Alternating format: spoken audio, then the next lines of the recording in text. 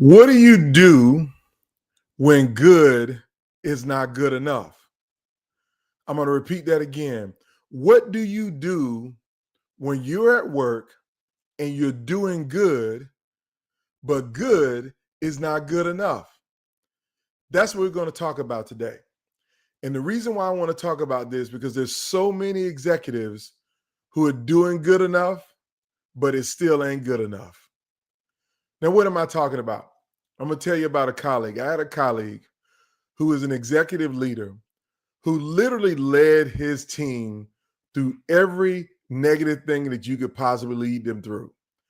You had high turnover, you had a budget cut, you had some layoffs that you had to do, you had some crisis that you had to deal with. Like you performed under the most dire circumstances to get the organization through a very difficult time. And even though you had all of those challenges, you still met every goal that was laid out in your performance review. And then the time came for this executive. The time came for them to go sit down to do their performance evaluation with the CEO. And they sit in the office and they go through all of the KPIs. They go through all of the metrics, all of the goals that were set for the previous year.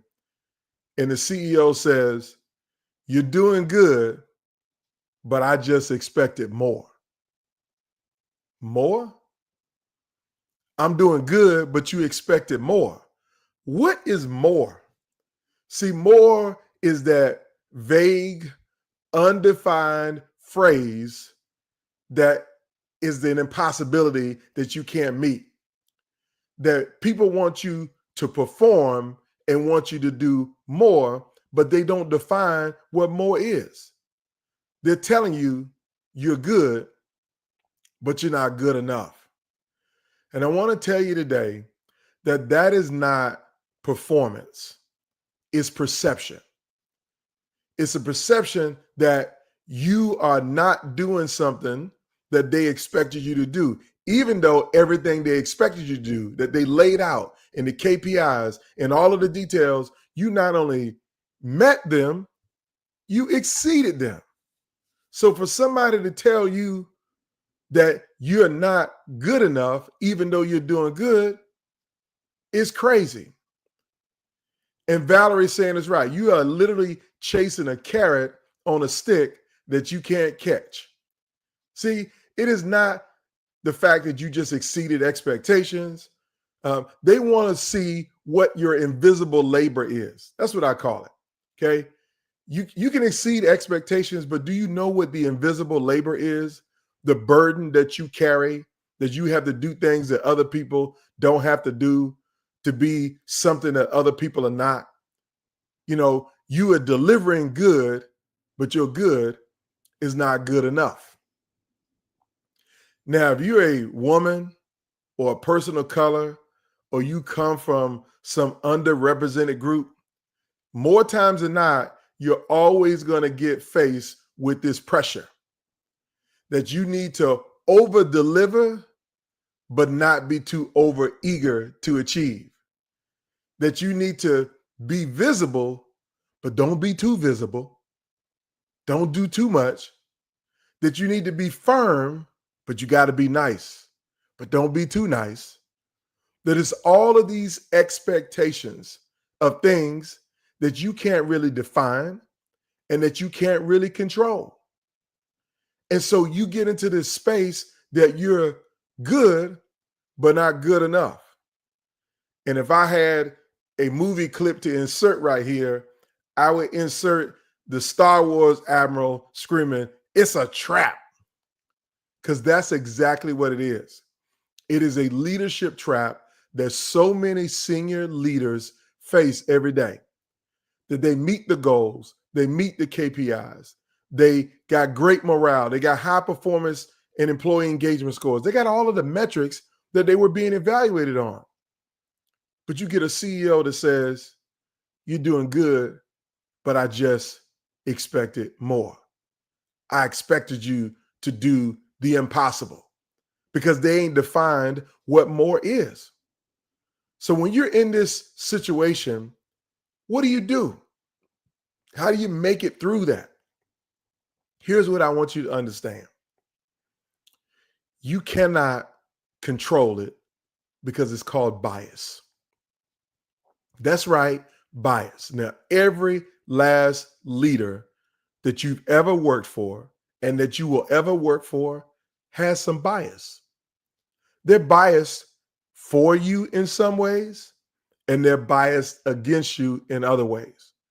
But I want you to know you cannot control their bias. Their bias is what they bring to the table, that they might have an expectation of you that is unrelated to the data and the metrics that they've asked you to achieve. And again, I'm telling you about an executive who I know literally led the team through budget cuts, led the team through a round of rifts and layoffs, and didn't lose morale in the middle of it, kept people's morale up, dealt with a negative crisis that hit the organization that this leader couldn't have any control over. They managed through that. And when they managed through that, at the end of the day, they still hit every single goal. You had half the team because of the layoff, but you still hit the revenue goal. You still hit the operational efficiency goal. You still hit all of the outputs. But your boss says, "You're doing good, but I just expected more." What did you expect? What do they really want from you? I'm hearing another song in my head, DMX. What they really want from a person.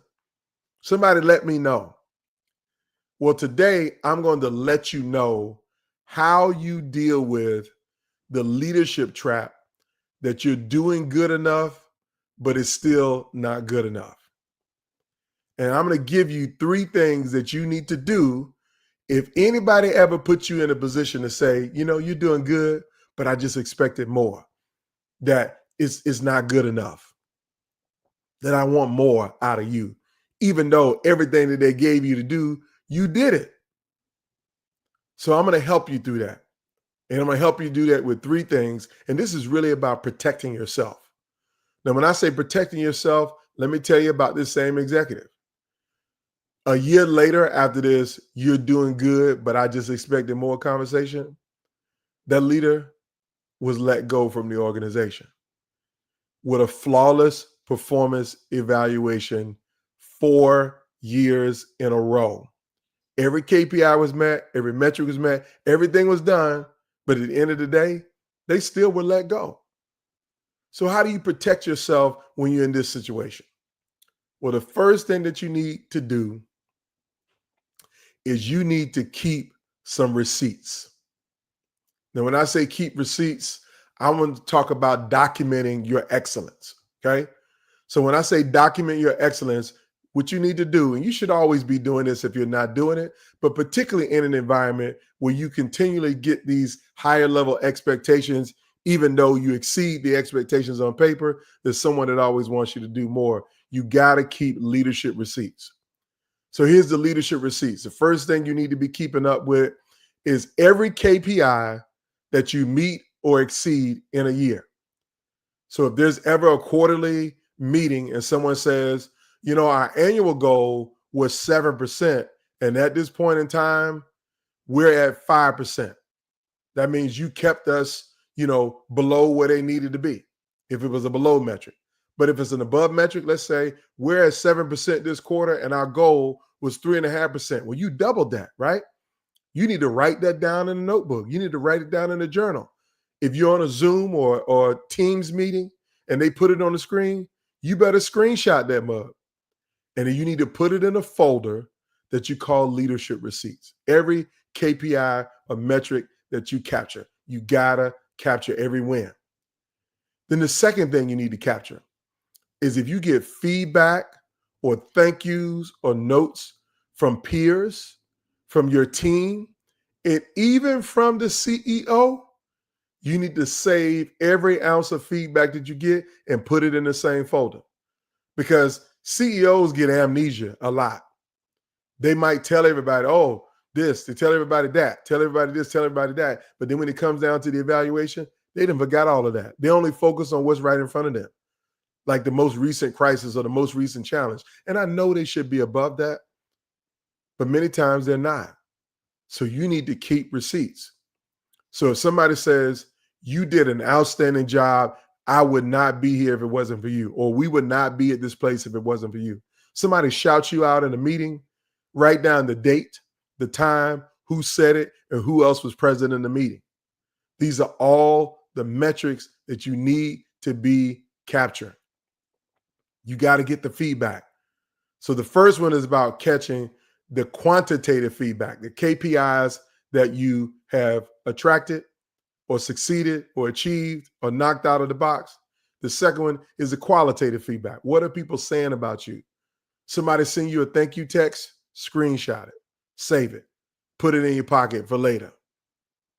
If somebody sends you a nice email, a nice personal handwritten note, keep all of them. Yeah, I'm going to be honest with you. I still have every handwritten note that's been written to me for the last 20 years. I don't throw them away. That's just me. And the reason why I'm telling you need to document those excellence is because you need to know your value. Valerie just put that in the comment that they don't want to see your value. And if they don't see it, that's okay. You need to know your value. You need to know what your value is. So the only way you know it is by knowing when you hit the KPIs, by knowing what other people say about you. And then if there are any kind of challenges in your organization, you need to document how you help the team and the organization navigate through the challenge, whatever it might be. Layoff, hurricane, personnel scandal, anything, it doesn't matter what it is.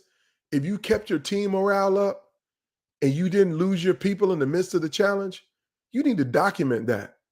Those are your leadership receipts. So the first thing you need to do is to get some leadership receipts. Those are going to affirm you. Even when somebody else doesn't want to show you the value and let you know that they see your value, you see your own value because you document it. You know the tale of the tape. This is not about aha. This is not about anything else. This is about just knowing that I'm doing the doggone thing at work. Regardless of what somebody's saying, I'm good enough, but they expected more, or I'm doing good, but it's still not good enough. I know I got the data. I got the receipts to know that I'm doing good enough. Period. Keep up with it.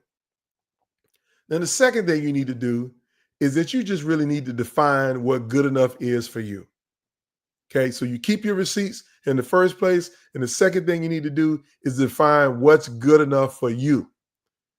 Now, when I say good enough for you, I'm not talking about the KPIs. And let's be clear. If you have a goal meeting with your CEO and y'all lay out goals for the year, you should feel very comfortable with those goals. There should be a stretch goal.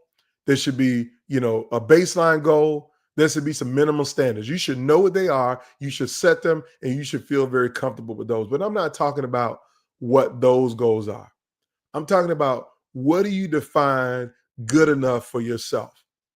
That is, do you have values that you're going to live by in the workplace? Do you have behavioral standards that you're going to live by in the workplace? Do you have integrity that you're going to operationalize every day in the workplace? Are you going to measure how you've developed your team to say that, you know what, I'm not just going to measure my KPIs, but I'm going to make sure everybody on my team gets a certification this year that helps them to be better at work. I'm going to make sure that everybody on my team gets to go to a professional development conference or sit in a workshop or go to the event where Anton Gunn is speaking at our company. If you help me to get in there. But if you don't help me to get in there, then I can't do nothing about that. But what's your development goal for your team? And then how are you defining impact? Because you might have 7 KPIs or 7 goals. Let's say you got 5 goals. You got 5 goals, 7 KPIs that you got to do them all. But which one of them would you define as the most impactful for you? You need to define what success looks like for you. Define excellence for yourself. Define what good enough is for you. That's what you got to do. Now, here's the third thing that you need to do is that you need to rest without guilt. Rest without guilt. And I'm going to go back and repeat all 3 of the things that I need you to do. But the third one is I need you to understand you need to rest without guilt. So what do I mean rest without guilt? This same executive who ended up getting let go a year later, I remember I had a conversation with him that he was on vacation and his boss expected him to be on a Teams meeting while he was on vacation. And so out of obligation, because he was told I expected more, his defining of more is maybe he will appreciate me if I log into the Teams meeting while I'm on vacation and that I actually participate in a meeting while I'm on vacation. He still didn't get appreciated. That's why he ended up letting him go. So here's what I'm telling you is that you need to rest without guilt or without regret. That's not weakness to take some time off. That's not showing anybody that you've fallen down on the job before you taking time because you take time off. Taking time off and resting is rebellion. It's recovery. And it's also required for you to continue to be good enough. You got to learn how to take some time off. Check out. Leave the iPhone in the car at the airport. Take your vacation, period. So here's what I'm going to summarize with. I'm going to give you all 3 again. If you are in the position as a senior executive and your boss tells you you're doing good, but they just expected more, but they haven't defined what more is. They're giving you that vague, impossible term that you can't even figure out. But they got this perception that you should be a superhero, that you should have an S on your chest like Superman or a lasso on your hip like you Wonder Woman. There ain't no superheroes. There should be no unfair expectations. You have to protect yourself when somebody is putting you in a leadership trap to say that you're doing good, but it's not good enough. So the first thing that you need to do is you need to keep some leadership receipts. Find a folder and document every KPI you achieve, every goal that you knock off, every thank you or positive email that you get from a colleague for how you perform. Put them all in the folder.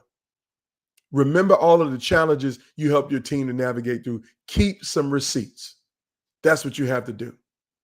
The second thing you have to do is define success for yourself.